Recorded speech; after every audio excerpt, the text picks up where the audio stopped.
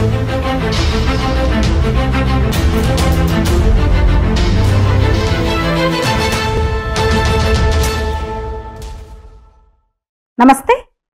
భారత్ ప్రపంచానికి నాయకత్వం వహించనుంది.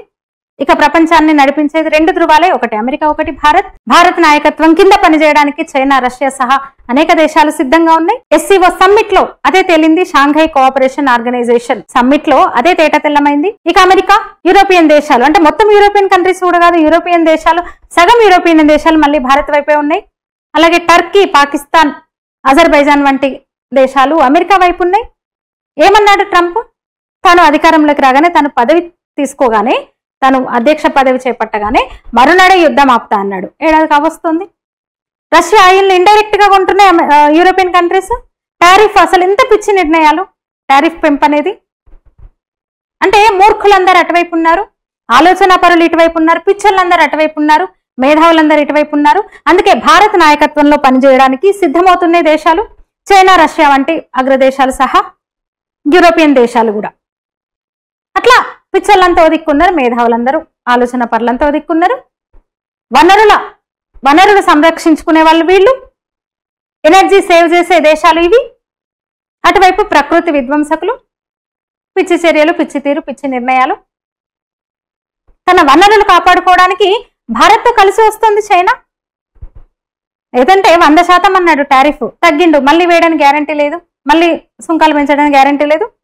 అంటే ఏ రకంగా చూసినా, ఎట్లయినా ఏ స్టాండ్ లేని అమెరికాను నమ్ముకుంటే అదే పరిస్థితి దేశాలకు అర్థమవుతోంది. భారత్ ప్రధాని వంటి ఒక విజన్ ఉన్న నాయకుడితో కలిసి పనిచేస్తే ప్రపంచం బాగుపడుతుందని దేశాలు ఆలోచిస్తున్నాయి. అందుకే అన్నాను గ్లోబల్ లీడర్ భారతే అని. అంటే ఆ గట్టున వాడున్నాడు, ఈ గట్టున మనం ఉన్నాం, రెండే చాయిస్ చైనాకైనా కానీ. అయినా మనం చైనాను పెద్దగా ఏం నమ్ముకోవట్లేదు, అమెరికాను కూడా అంతగా ఏం నమ్మలేదు మనం, రష్యాను కూడా అంతే. మన అవసరం ఫస్ట్. ప్రధాని మోదీ అదే చెప్పారు, ప్రతిసారి అదే చెప్తున్నారు, ఫస్ట్ ప్రయారిటీ నా దేశం అని. జయశంకర్ అదే చెప్తున్నారు, మోదీ అదే చెప్తున్నారు. జాతీయ ప్రయోజనాల విషయంలో రాజీ పడబోమని స్పష్టంగా చెప్తున్నారు. భారత్ తీర్మానాలన్నీ కూడా SCO సమ్మిట్ లో రిఫ్లెక్ట్ అయినా చూసినాం మనం. ఇదే గ్లోబల్ పొజిషన్ తీసుకోవడం. చైనాతో వాణిజ్య లోటును భర్తీ చేసుకోగలుగుతున్నాం, ఆ మేరకు ఒప్పందాలు చేసుకుంటున్నాం. అనేక దేశాలకు ఆయుధాల అమ్మకాలకు సంబంధించి ఒప్పందాలు జరుగుతున్నాయి. రష్యాతో ఆయిల్ కొనుగోళ్లు పెంచినాం, ఆ మేరకు కూడా ఒప్పందాలు జరిగినాయి. మిగతా దాదాపు అన్ని దేశాలతో వాణిజ్యం మెరుగుపరుచుకుంటున్నాం. మిషన్ 40 మొన్నే చూసినాం. రాబోయే రోజుల్లో రూపాయి బలాన్ని, రూపాయి స్ట్రెంగ్త్ ను ప్రపంచం చూడనుంది. ప్రపంచానికి తెలపడానికి మనం సిద్ధంగా ఉన్నాం. అసలు అనూహ్యమైన ఎదుగుదల అన్ని రంగాల్లో కూడా. విదేశాంగ విధానము, మన అభివృద్ధి చెందుతున్న ఆర్థిక వ్యవస్థ. మనం ఎక్కువగా ఈ మధ్య మన భారత వృద్ధి రేటు, ఆర్థిక వ్యవస్థ పురోగతి గురించి కదా చెప్పుకుంటున్నాం. అదొక్కటి మాత్రమే కాదు, అన్ని విధాలుగా ఆపరేషన్ సింధూర్తో మన సత్తా ఏందో చాటినాం. అద్భుతమైన విదేశాంగ విధానము. అమెరికా టారిఫ్లు విధిస్తే 40 దేశాల తలుపులు తెరిచినాం. నిన్న మొన్న చూసినాం, అదే మిషన్ 40 అదే కదా. కమర్షియల్ సిలిండర్ ధర కొద్ది రోజుల్లోనే క్రమంగా 250 రూపాయలు తగ్గింది. అదే సమయంలో GDP పెరుగుతోంది. ఈ ఇయర్ క్వార్టర్లోనే 7.4.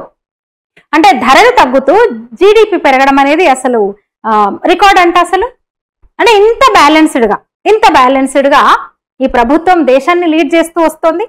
ఇక ఈ సమ్మిట్ లోనే SCOకి అద్భుతమైన నిర్వచనం ఇచ్చారు భారత ప్రధాని. Security, connectivity, opportunity. అసలైతే షాంఘై కోఆపరేషన్ ఆర్గనైజేషన్ అయితే సెక్యూరిటీ, కనెక్టివిటీ, ఆపర్చునిటీ అంటే భద్రత, అనుసంధానం, అవకాశం. ఎంత చక్కటి నిర్వచనం ఇచ్చారు చూడండి భారత ప్రధాని. అట్లా ఈ దేశాలన్నీ కూడా వాళ్ళకి అర్థమైపోయింది. అమెరికాతో పోతే మునుగుతాము, భారత్తో అయితే తేల్తామని అర్థమైపోయింది. ఇంకా కొన్ని దేశాలు తేల్చుకోవాల్సి ఉంది. చైనాకు వెళ్లే ముందు జపాన్ కూడా వెళ్ళాడు భారత ప్రధాని మోదీ. అనేక వాణిజ్య ఒప్పందాలు కుదుర్చుకుంది జపాన్తో కూడా. జపాన్కు చైనాకు వడదశలు. అన్ని దేశాలతో, ఆగ్నేయేషియా దేశాలతో, మొన్నటి వరకు ఆఫ్రికా దేశాల పర్యటనకు వెళ్ళాడు ఆయన. అట్లా అనేక దేశాలతో వాణిజ్య ఒప్పందాలు, మంచి సంబంధాలు మెరుగుపడుతున్నాయి భారతదేశానికి. అందుకే global leader భారతే.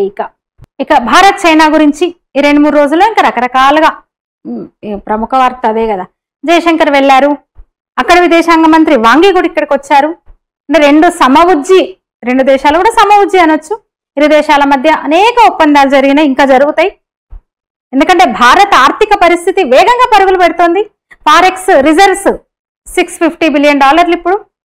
Current account deficit జీడిపిలో 1% కన్నా తక్కువ ఉంది. అంత బలంగా ఉంది ఈ దేశం, అంత శక్తివంతంగా ఉన్నాం మనం. ప్రతి నెల $68.7 బిలియన్ ఎగుమతులు చేస్తున్నాం. ఉత్పాదక శక్తి పెరిగింది. అతిపెద్ద ఆర్థిక రేటు, అతి తక్కువ ఇన్ఫ్లేషన్, ద్రవ్యోల్బణం. ఉత్పత్తులు పెరిగినాయి అనూహ్యంగా, గణనీయంగా. ప్రపంచంలోనే 5వ అతిపెద్ద ఆర్థిక వ్యవస్థ ఇప్పుడు మనది. 5వ అతిపెద్ద స్టాక్ మార్కెట్లు. ఇంకా విదేశీ పెట్టుబడులు అయితే అపారం, అసలు గణనీయంగా పెరిగినాయి. ఇలాంటి టైంలో ఎందుకు చైనాతో గొడవ, తగాదా ఎందుకు, కయ్యం ఎందుకు? అందుకే వ్యూహాత్మకంగా వెళ్తోంది భారత్ చైనా విషయంలో కూడా. చైనా కూడా అడుగు వెనక్కి వేస్తోంది. ఇంత శక్తివంతం అవుతున్నాం మనం కాబట్టే మనమే వాడి దగ్గరికి వెళ్ళట్లేదు. కొందరు విమర్శిస్తున్నట్టు ఇక్కడున్న ఇక వాళ్ళని ఎందుకు తలుచుకోవడం, కానీ వాళ్ళు విమర్శిస్తున్నట్టు మనమేం దేహి అనట్లేదు. మన అవసరం కూడా వాడికి ఉంది కాబట్టి వాడే ఒక అడుగు వెనక్కేశాడు. అందుకే 2 ఏళ్లుగా కూడా పరిస్థితులు మెరుగవుతున్నాయి 2 దేశాల మధ్య. ఇక ఈ ప్రస్తుత పరిణామాల్లో మోదీ చైనా వెళ్ళడం, పుతిన్, జిన్పింగ్, మోదీ ముగ్గురు కలవడం, దీని మీద వాల్ స్ట్రీట్ జర్నల్ ఒక వ్యాసాన్ని ప్రచురించింది.